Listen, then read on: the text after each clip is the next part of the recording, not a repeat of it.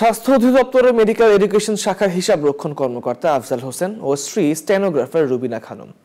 সামান্য বেতনে কাজ করা এই কর্মকর্তার নামে বেনামে ঢাকার উত্তরে রয়েছে 4টি বহুতল ভবন, একটি প্লটসহ অঢেল সম্পত্তি।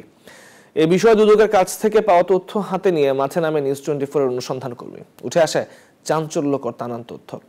বিস্তারিত জানবো আলী তালুকদারের প্রতিবেদনে, আর ক্যামেরায় ছিলেন নূর আলম।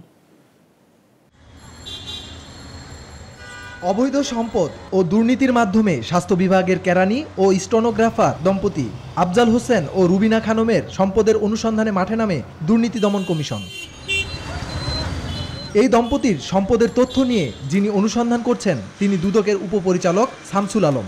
এ বিষয়ে জানতে চাইলে নিউজ 24-কে তিনি বলেন, মোটামুটি ঠিক আছে। যেটি কিসের মাধ্যমে আর কি অস্ট্রেলিয়াতে বাড়ি করলেন বা এই ধরনের কোনো কি আপনারা জানতে পেরেছেন? এটা তো আরও অনুসন্ধানের দিন আছে, আরও দেখবো। এটা আসলে দেখতেছি কিভাবে কি পর্যায়ে গেছে সেটা দেখবো। আর এটা বিষয় যেহেতু আবারও বলতেছি, যেহেতু অনুসন্ধানের দিন বিষয়, এই জন্য বিষয়টা আর এই ক্লিয়ার করা সম্ভব হচ্ছে না আমার। দুদকের কাছ থেকে পাওয়া তথ্য ও আফজাল হোসেনের সন্ধানে তার কর্মস্থল স্বাস্থ্য অধিদপ্তর। আচ্ছা, আফজাল হোসেন কি এখানে অফিস করেন কিনা?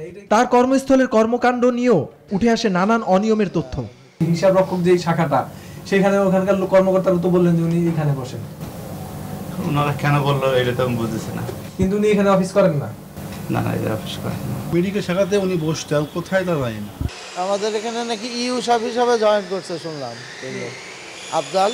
আচ্ছা, এইটাই শুনলাম, কিন্তু আমি আর দেখি না। বদলি করার পরও তিনি কিভাবে মেডিকেল এডুকেশন শাখার বহাল তবিয়তে আছে, পাশাপাশি দুদকের কাছ থেকে পাওয়া তথ্যের সত্যতা ও কারণ জানতে নিউজ 24 উত্তরার পথে। উত্তরা 13 নং সেক্টরের 11 নম্বর রোডের এই ভবনটি আফজাল হোসেনের। শুধু একটিই নয়, এমন আরও 4টি বাড়ির তথ্য হাতে পেয়েছে দুদক।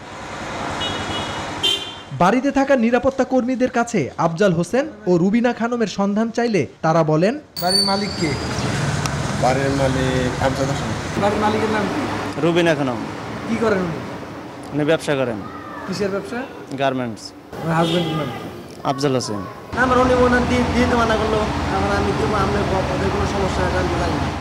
বেআইনিভাবে ও দুর্নীতির মাধ্যমে আফজাল হোসেন ও রুবিনা খানমের বিভিন্ন দেশে পাচার করা অর্থের বিষয়েও অনুসন্ধান চালাচ্ছে দুর্নীতি দমন কমিশন। আলী তালুকদার, নিউজ 24, ঢাকা।